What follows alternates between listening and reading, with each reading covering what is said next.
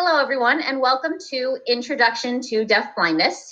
My name is Jennifer Willis, and I am from Connections Beyond Sight and Sound, otherwise known as CBSS. But Connections Beyond Sight and Sound is the Maryland and DC Deafblind Project.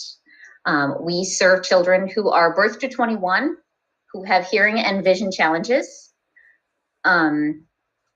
or those who might be at risk of having dual sensory loss.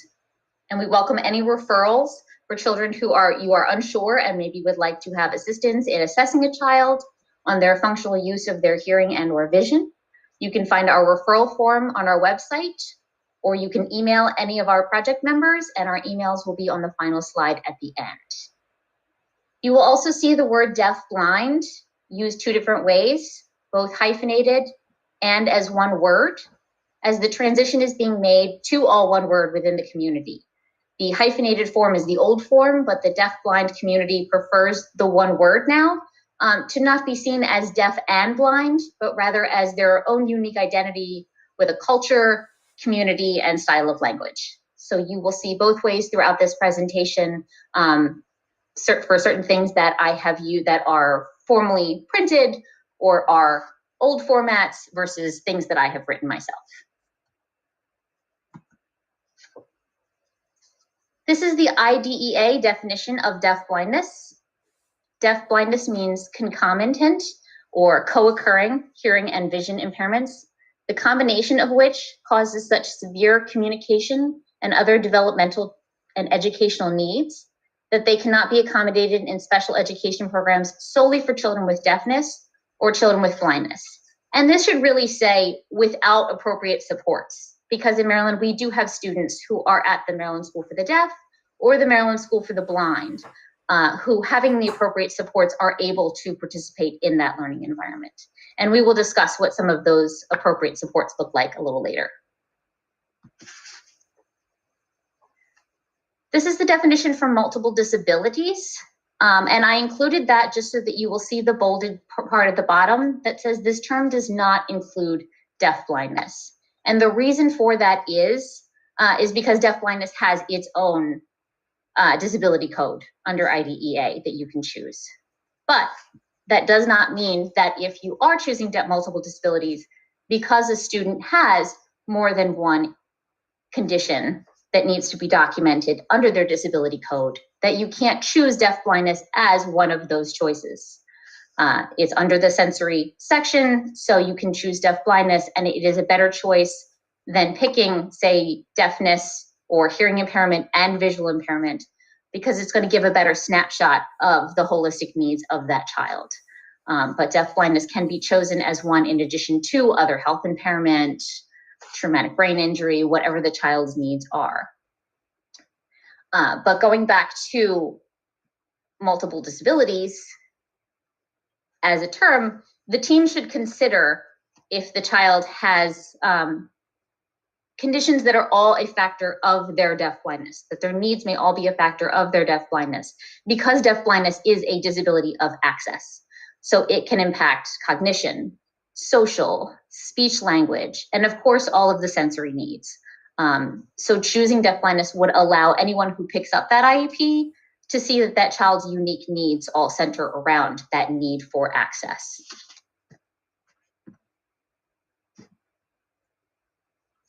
So why is deafblindness a disability of access? Because 90% of information that we receive is received through our distant senses, the vision and hearing.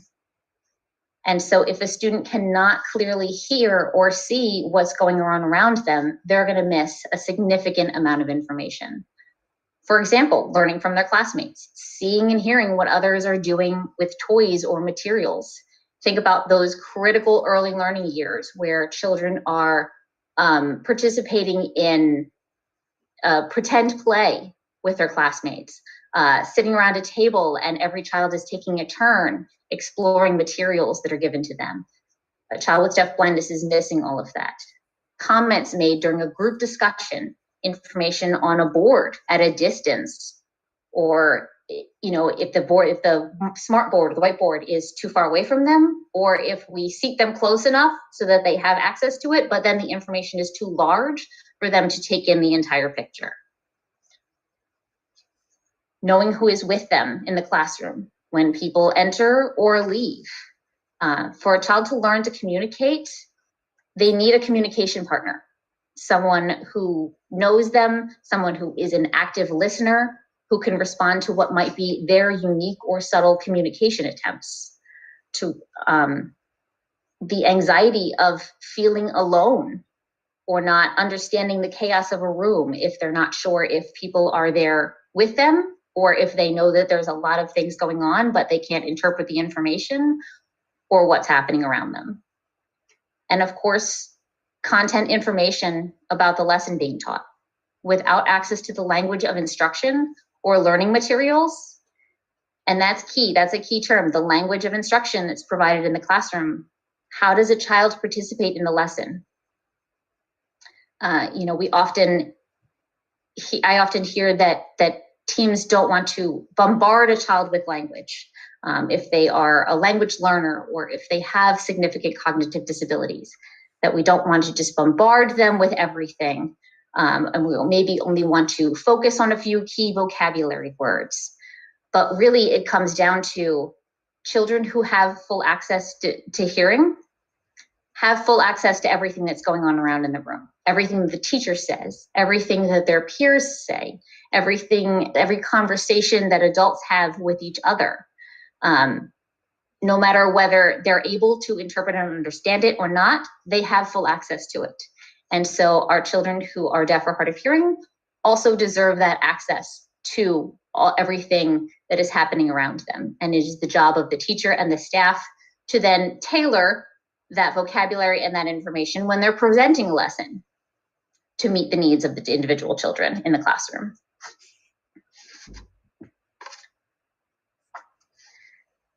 Just for some basic information regarding hearing loss, this is an audiogram, and you will see along the bottom, it discusses the pitch or the frequency of the sound. Along the left-hand side, you'll see loudness, so that's from soft sounds to loud sounds. And your pitch or frequency are from low sounds to very high-pitched sounds.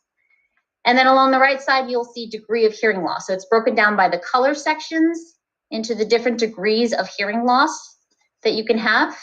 And really, I want to point out that speech bubble in the middle, that circular part is what we call the speech bubble. And that's where the majority of the speech sounds are located.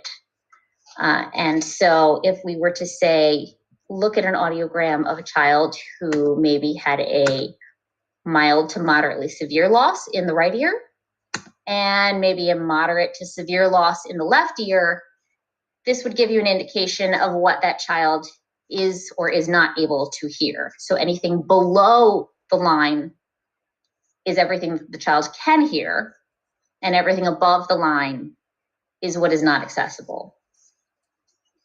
So in this case, you'd see that very loud sounds are easily accessible, dog barking, traffic noise, those types of things, and even some speech sounds, especially because they are getting a decent amount of speech sounds in one ear. But the issue is going to be that just because they have detection of sound or awareness of someone is speaking because they're hearing certain sounds does not mean that they can fully hear everything or interpret what they are hearing.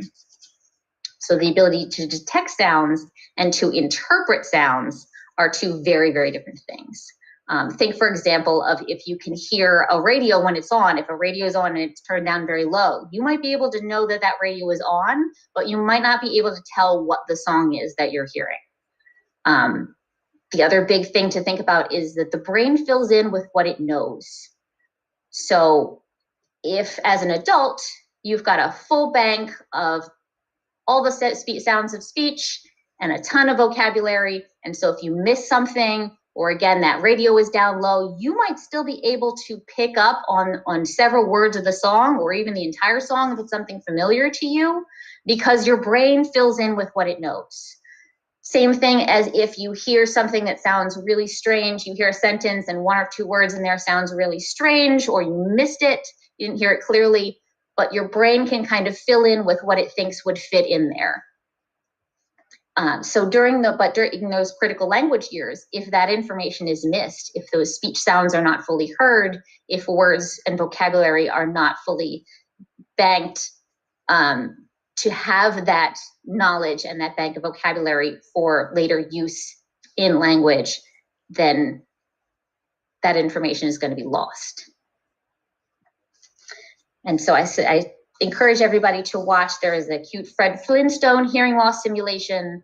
The link is there on the right-hand side. You can either copy that down or just Google Fred Flintstone hearing loss simulation, and it gives a really good example of the different degrees of hearing loss and how it sounds.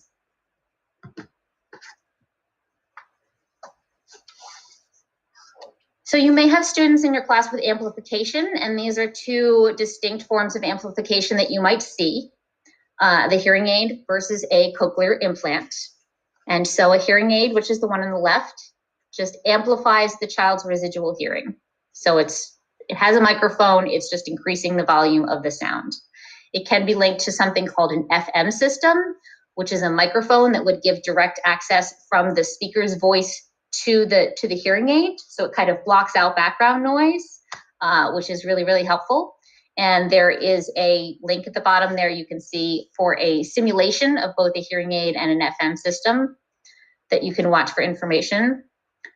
A hearing aid is more like putting on glasses. It's going to just increase the amount and hopefully the clarity of the sound, but it still may not necessarily give a child full access to all the sounds of spoken language. And also the child's learning style is still going to be a factor. They might have, an audiogram might show that that child has full access to sound, but still if they are a more visual learner, then having a visual language support is still going to be very beneficial to them. You will also see others who, on paper, it looks like they're not accessing very much, but they are really great hearing aid users and they're auditory learners and they are benefiting significantly from accessing spoken language. So it really depends on the individual. Another issue is that hearing aids cannot be worn at all times. Swimming, bath time, if they're broken. So having access to visual language will also support that child in being able to communicate at all times. The cochlear implant is definitely a bit more complex. It's not like glasses at all. You can have the processor on and everything be working as it's supposed to be. And that means just that, that's it. Really everything depends on how the brain interprets the sound. It also is impacted by age of implantation. The younger a child is implanted, the more access to sound they have as they are learning language through those critical language learning years. So really you're going to, in either case, if you have a student in your classroom with either hearing aids or cochlear implants, you're going to want to consult with their audiologist. If they have a cochlear implant, possibly their oral rehab therapist, to get more information about not just the device, but also the needs and abilities of the child and what supports they're going to need to access the learning environment.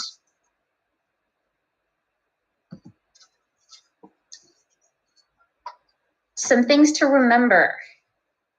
Physical access to sound does not necessarily mean the ability to interpret a message or use that modality as a means for learning new information through.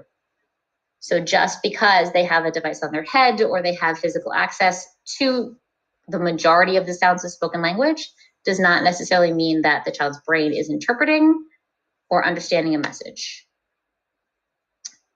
Working to decode spoken language or obtain all information through a modality that is not completely clear can be very, very fatiguing. If anybody has ever tried to learn a second language, think of how much time and effort your brain spends on just trying to decode the words that you're hearing. Trying to use that information to then learn a new concept is almost impossible because your brain is working so hard just to make sense of these new words that you're hearing and match them to what you already know, which is your foundation or your first language. Also think of the difference between, as a child learns to read the amount of effort that they spend simply on decoding the print as they're reading, then if you were to go back and ask them what they read, oftentimes they can't tell you because they are working so hard on just decoding that print as they're learning to read. So it can be very fatiguing.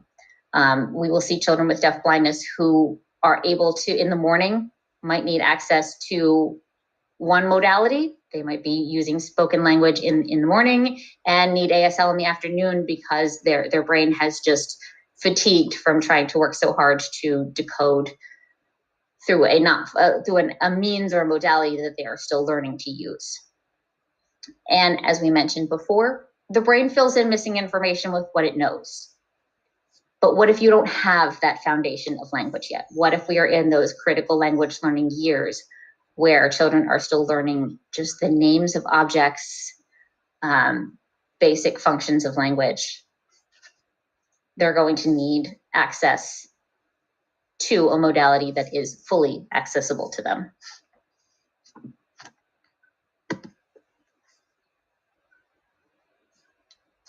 Types of vision loss. There are two main types of vision loss. Ocular visual impairment, which is something that goes on with the eyes. And here's a list of all of these things. And if you have a student in your classroom that has an ocular visual impairment, typically you're just going to be modifying the environment for them to be able to use the residual vision that they have. That vision typically is not going to improve. They might be able over time to make better sense of the functional vision of what they're seeing using the residual vision that they have, but it's typically not going to improve. And so you're just going to be modifying the environment to meet their needs where they are at. And a teacher of the visually impaired can provide that information for you on how to modify that learning environment so that the child can use their vision if they have any access to any of it.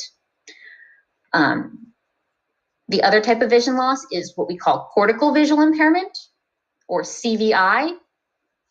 And this is typically, if CVI is the only condition that the child has, then the eyes are typically okay. The vision is getting in. The issue is that the loss is due to damage or malformation in the brain that's interfering with the child's ability to understand visual information coming in. So this is very complex. It's a complex condition to assess, to modify for, to teach. It is also the leading cause of visual impairment in young children. But there are books, classes, webinars, trainings, tons of information on cortical visual impairment, and Connections Beyond Sight and Sound provides many of those trainings. So if you would like more information on this condition, please contact us.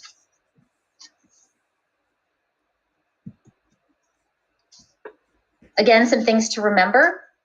Access does not necessarily mean the ability to interpret a message or use that modality as a means to learn new information through. So this means for both auditory or visual information, especially for our children with CVI, where the issue is of how their brain is interpreting that visual information that's coming in. Their eyes might have access to it. They may appear that they are looking at things, but it does not necessarily mean that they are interpreting the information that is coming in. Working to decode visual information through a modality that is not completely clear can be very fatiguing. Children who have CVI, often you might see in the morning that they are able to use a visual modality of language. They're able to take in ASL. In the afternoon, they might need tactile ASL because they are working in the morning not only to access visual language, but also visual information that's provided within the classroom, in the learning environment. And by the afternoon, they're just done. So again, it can be very fatiguing. So making sure that you are modifying the environment to meet their needs and trying to support using different modalities so that they're not consistently having to use one sense or the other for long periods of time, because it can be very fatiguing. For children with CVI, the functional vision can improve if they're given appropriate environmental modifications and direct interventions. So again, contact your teacher of the visually impaired, contact Connections Beyond Sight and Sound, and we will be happy to provide you with any kind of support that you might need to assess if the student has CBI and how to support that student.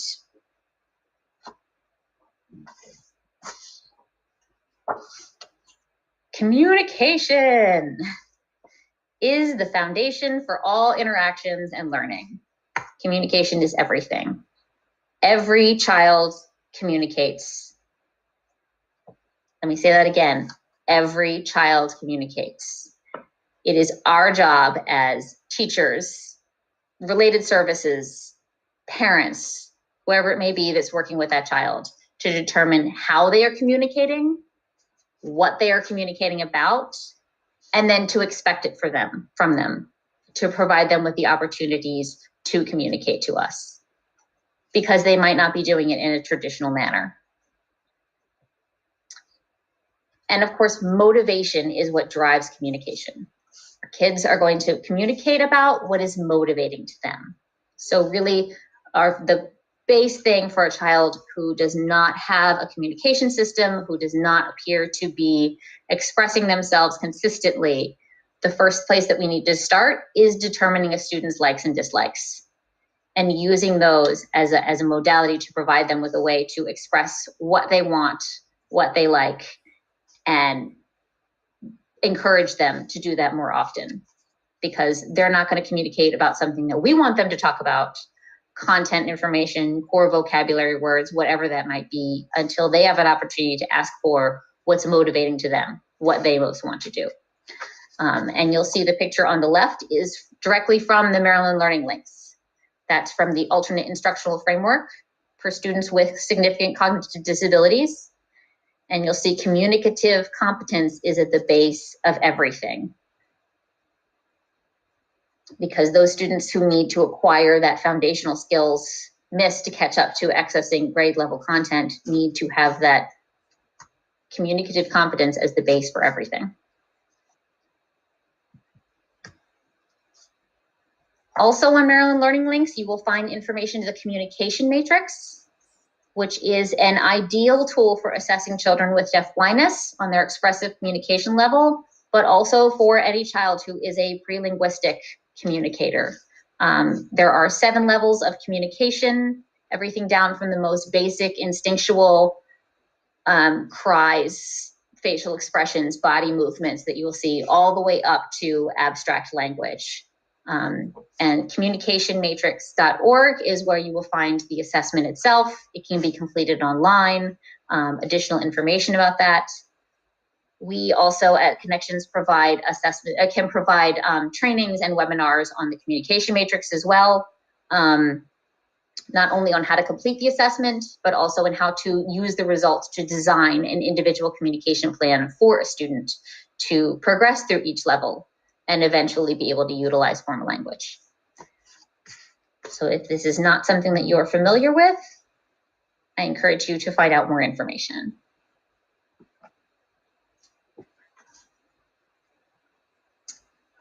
Hand under hand. Hopefully this is not a new concept for many of you. For some it might be. So this is a way to build a foundation for receptive communication for children with deafblindness. It's also a way to access everything in the child's world. If you want more information on Hand Under Hand, there is an article at the bottom that you will see from the National Center on Deafblindness's website that you can read more about it. But really, as you can see in the picture, it's about the adult's hands under the child's hands, exploring materials. And it is a much better alternative to hand over hand or full physical prompting. And we're going to talk about why that is. So in the hand under hand approach, you'll see the adult is the one who is doing and the student observes.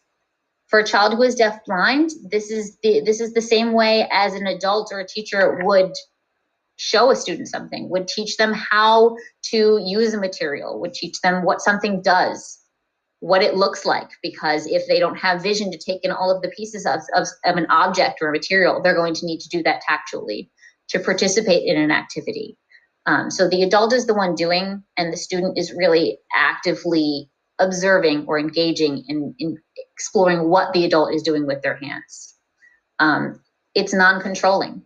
So the child has the ability to remove their hands. If it's too much sensory information, if they don't like the experience, the child can remove their hands and control how much they participate in the interaction. It provides a shared experience. This is the way that deafblind children participate in joint attention, the way that they are doing something with an adult and participating in one of those in a hands-on experience. It reduces the sensory complexity. For a deafblind student, their hands are their eyes. So really, because their hands are their first contact with whatever is around them outside of their body. So you will often see children with deafblindness who are very protective of their hands, very resistant, keep them very close to their body in a safe space. And they may be very resistant to being touched or to actively seeking out and exploring things, especially if it's a new texture, a new experience. So using hand under hand reduces that sensory complexity and allows the student to participate to the degree that they are able. It also is it's very, very sensory complex when an adult has their hand on top of a child's hand and is manipulating them and moving them towards whatever that they want them to touch or do. And in that instance, whose brain is working? If the adult is physically taking the child's hand and doing something, it's really the adult's brain that's working. The child is not having to do anything. They are passive. They're just kind of passively participating or possibly resisting, but they're not actively doing something. So using hand under hand is a way to show the child what you want them to do, and then eventually transition to independent exploration by hopefully once the child gets comfortable with the activity, the adult can slowly remove their hands, can back out and slowly remove their hand from under the child, allowing the child to have more independent exploration as they are able to. It is also a great way to transition to tactile ASL.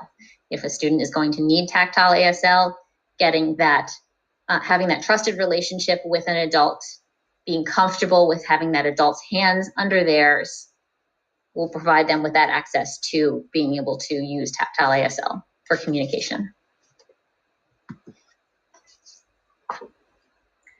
How do we build a foundation of communication in children with deafblindness? Again, it's through having those shared experience, being present, being hands-on, being an active listener, providing that joint attention, doing something together with the child at the same time, using that hand-under-hand engagement. We want to provide a robust receptive language model in an accessible modality, and that's the key term. Children can't learn language through a device. We can use it as a way to express, but we still need a robust, receptive language model that's accessible to them, a full language model. We want to use a multimodal approach. Some children receive and express information in different modalities. And we want to model the child's expressive modality. So our pre-linguistic learners who might be using some unconventional gestures, some intentional behaviors of ways that they are expressing things. We want to model exactly what that child is doing to really be communicating with them on their level. And then we're going to scaffold that and shape that into more conventional means of communication. We want to respond to the child's communicative intents and then work to increase that depth and breadth of how they communicate. So, of course, it's always better if a child has 20 gestures that they can use across various people and environments to communicate things that they want, rather than having one formal sign that they use to access one thing or to access everything. We want them communicating across for a variety of reasons. And if we can do that more so through their gestures and what they're using at that time, we want to build on that as we also work to scaffold to more conventional means. And remember that kids are missing that incidental information. Children who are deafblind might need to be directly taught labels for objects, people, actions, etc., through pairing with those concrete objects and experiences when we're providing that receptive language. They may have missed a lot of that foundational language.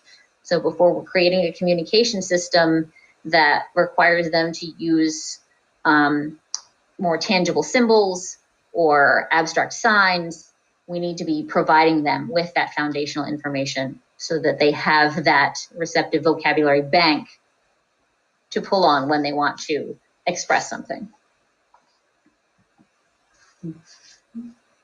If you need more information about developing communication in children with deafblindness, of course, Connections provides lots of webinars and training, but you can also access, there are a great series of books that you'll see in the picture on the left that you can find from Amazon. That is information that has come out of the Netherlands, and it's really great on communication and congenital deafblindness. So it gives you lots of great information on ways to develop a communication system and just understand how deafblind individuals develop their own communication and why they communicate in certain ways that might be less formal than what you or I use as hearing or sighted people. And there's also the Open Hands, Open Access modules, otherwise known as the AHOA modules, that you can find on the National Center of Deafblindness website. There's a great one that I've highlighted on emergent communication, but there are also 27 modules in total that cover a variety of different topics around working with a child with deafblindness, if you want more information.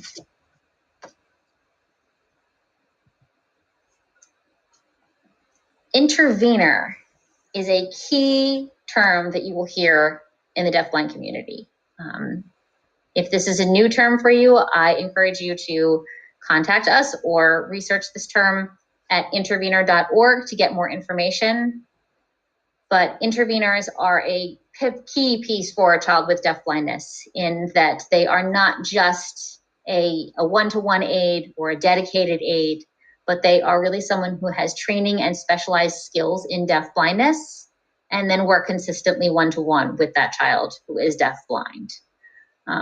Their role is to facilitate the full access to the environmental information that other children are gaining through vision and hearing. So everything that's happening in that learning environment. Because that information might be completely unavailable or incomplete to the child who is deafblind.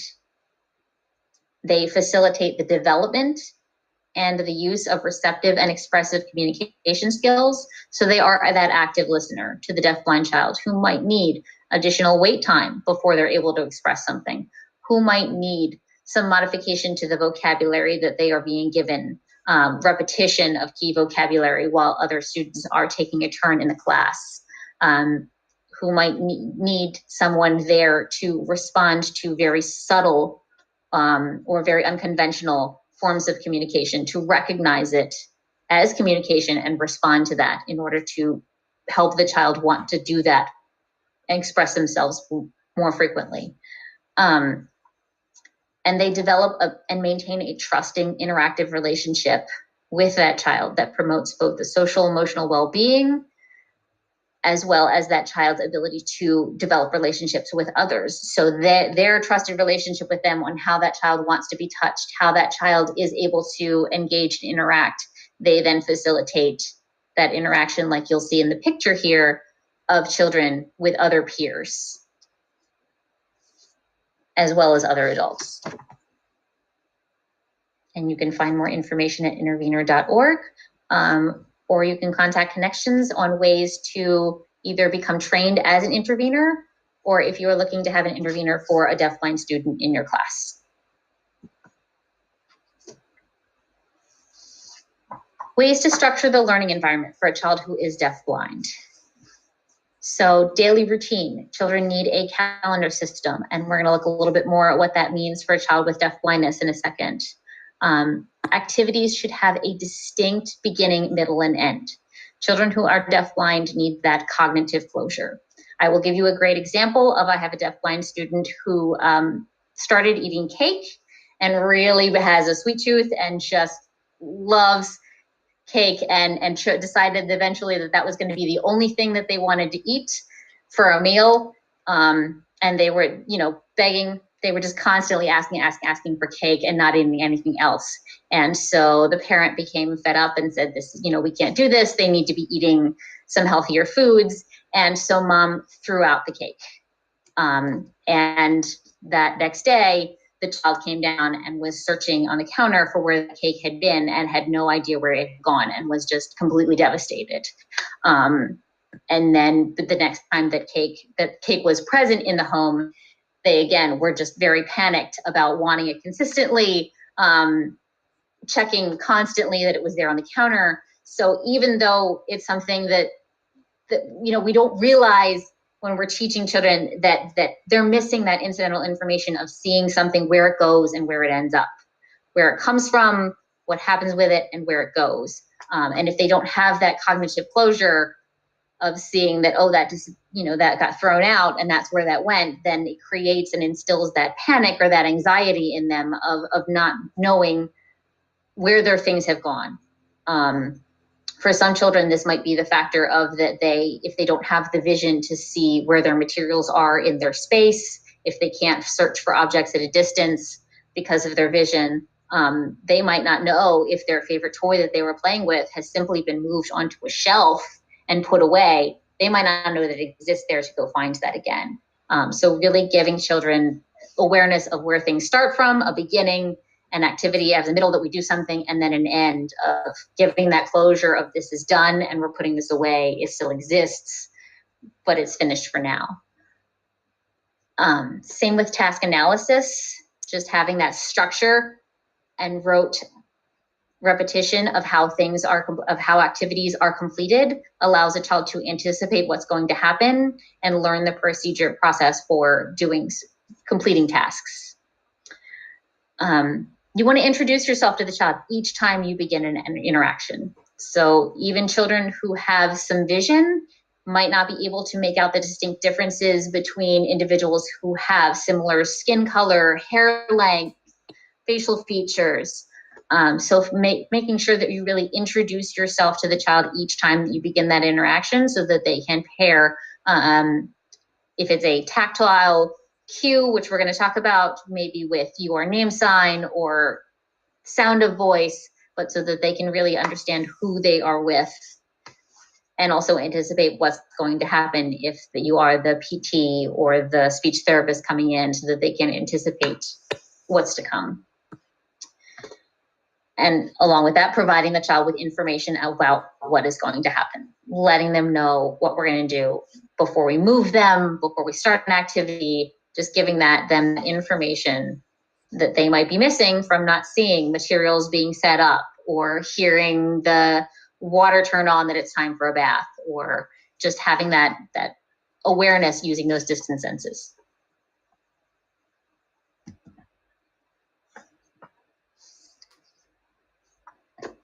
So one way that we can provide information to a child about what's going to happen is using what we call touch cues. And a touch cue is simply a touch at a specific place on a child's body that's done consistently to provide information about an upcoming event. So I'm going to give you a couple of examples, which we'll switch to real quick. For example, a touch on the shoulder to let you know someone is there. Gently tapping on the side where a diaper might be, you know, tabs for a diaper, tapping on their side for if it's toileting. Tapping on the side of their mouth, maybe that it's time to eat or drink. So these are just some examples. And if a family, school team can create a set of routine touch cues that they use consistently with a child, that's really, really helpful to help cue that child consistently to something that's going to happen if they're used the same way every time. But it also just provides information to the child before someone invades their body. It gives them awareness of something's going to happen to them before their space is invaded. For example, if you're going to put on glasses on a child, just giving them some sort of touch or cue before glasses are put on, before hearing aids are put on, before AFOs are put on. Anything that's just going to invade their space or their body, it gives them an awareness of what's going to happen before it happens. It can be a concrete referent for a sign when it's paired with a sign. So for example, providing them with a touch cue, let's say by their mouth before we sign eat, and signing with eat. So letting them know that it's time to eat. Or tapping them on their foot, giving them a quick tap on their foot, and we pair it with the sign for shoes. So letting them know that that's the time we're going to put shoes on. It can, provides them information. It gives them feedback. It's a way that they can use expressively at some point to let them know that, that they can use that expressively at some point if they say are missing their hearing aids or their glasses, and they want to use that as a way to inform somebody else of something. It is just not meaningless tapping or prodding or prompting. It has a specific meaning associated with it. And again, those were just a couple examples. Teams can pick up anything that they want, can determine and whatever they feel is appropriate for that student that they're working with.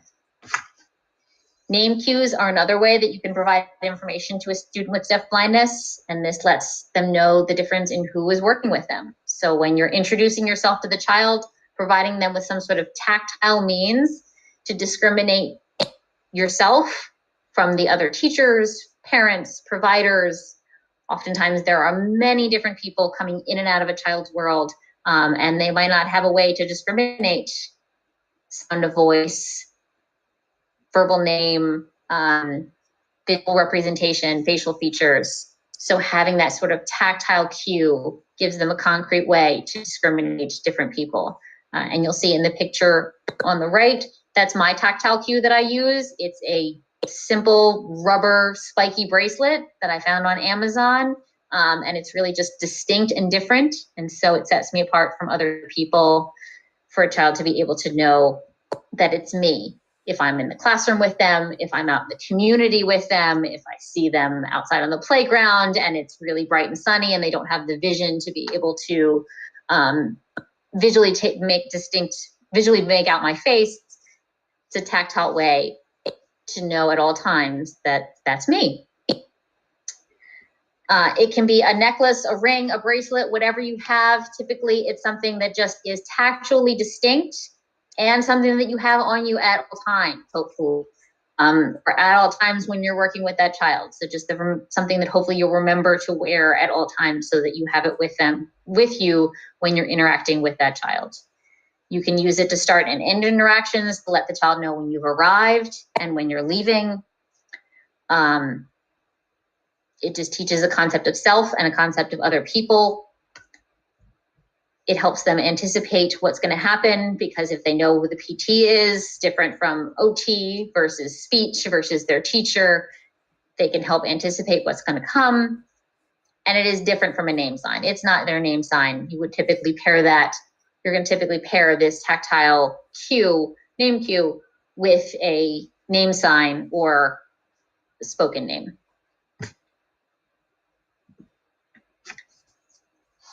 Object cues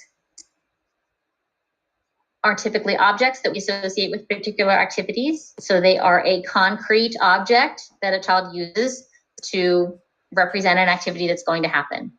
And we start with whole complete objects. As you'll see in the first picture, just maybe a plain shovel if that's for outside time or whatever the child's using it for, and then can move to more abstract. Maybe it's something mounted, maybe it's a tangible symbol. We start very concrete and move to abstract as the child develops symbolism. And here's just a brief show of the symbol hierarchy. There is also a picture similar to this on the APH website where they describe their tangible symbols, but it just gives you an indication of that we will always want to start with the whole identical object, that child's shoe that they use, that they're going to put on their foot to go outside, so that they can understand the concept of shoe and associate it with putting it on and going outside. Then you might be able to move to a partial or associated object. Maybe it's a different shoe that they're using. It's not their shoe. Or maybe if you're only using a part of the shoe, if the child has Velcro, you're using just a Velcro strap that has the similar feel and experience to how they put on their shoes. or just the laces, if they're a child that has lace-up shoes, that still gives that kind of concrete tactile experience associated with what they do when they put on their shoe. Then you can move to more abstract photo picture symbols. This might be where tangible symbols come in, because tangible symbols, as you'll see, can be very, very abstract. The picture that you'll see on the top is an APH tangible symbol for bus driver. And I believe that that tangible object is a little rubber circle that's supposed to be associated with the tire of a bus. And so in order for a child to know that to associate that with the bus, they would have to either see the tire, you see a bus and be able to see the tires of the bus, and know that this is a miniature representation of that. Or if they're doing it in a tactile sense, typically a child's not going to go up and feel the wheels of a bus. And this miniature representation is probably not even going to have the same tactile experience as a large tire that's on a bus. So just being very cautious when you're choosing these symbols for how abstract they are for that child ability to make that connection. And then there's print or braille, gets a little bit more abstract and symbolic, and then spoken words and signs. Spoken words or signs is typically our most abstract, simply because once they're put out there, they disappear. Signs is a little easier, that you could say sign eat and food and drink and have some sort of concrete representation there for a child to actually choose between, possibly. But typically if we are just signing a message or saying a message, once it's out there, it's gone, and the child doesn't have it to physically refer back to, where they would if they have something tangible and concrete that they can refer back to multiple times, maybe on a transition from one activity to another.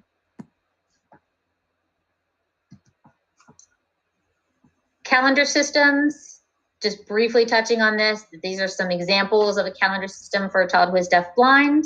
It can look like whatever it needs to for that child's specific needs, from just maybe one activity and a finished bin to a full set of that child's day, from whole objects to partial objects. Again, it depends on that individual child's ability to understand symbolism,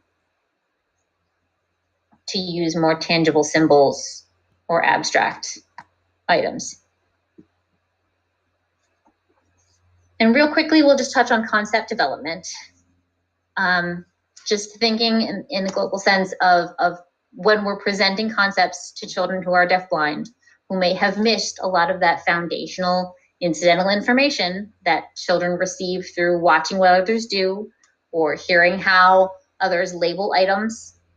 For example, if we took an apple, what can you learn if you have a real apple? If you have a whole real apple in front of you, these are all of the things that you could learn from exploring that apple. But then let's say we used a toy apple. Preschool classrooms, you often see maybe a plastic version, maybe this wooden version that you see here with the green apple, maybe a soft, squishy version. What are the things that we lose, the characteristics, the thing that we lose when we use a toy, when you provide a child with a toy and that's their first experience with an apple? You can see all the things that are gone, that you can't learn. And then what if we were to use a picture? What if their first experience with an apple is a picture in a book or a picture symbol on a communication device? What then do we lose? Pretty much everything, almost all of it. So when we're presenting concepts to students, and if we're not certain what their prior experience is with those objects or those materials, really making sure that we are using concrete, real objects to teach children what things are, what they do, how they work, before we're using more abstract representations. And if you'd like more information, here are the email addresses for everyone on our team. And again, our website is marylanddb.org. And I thank you all for your time.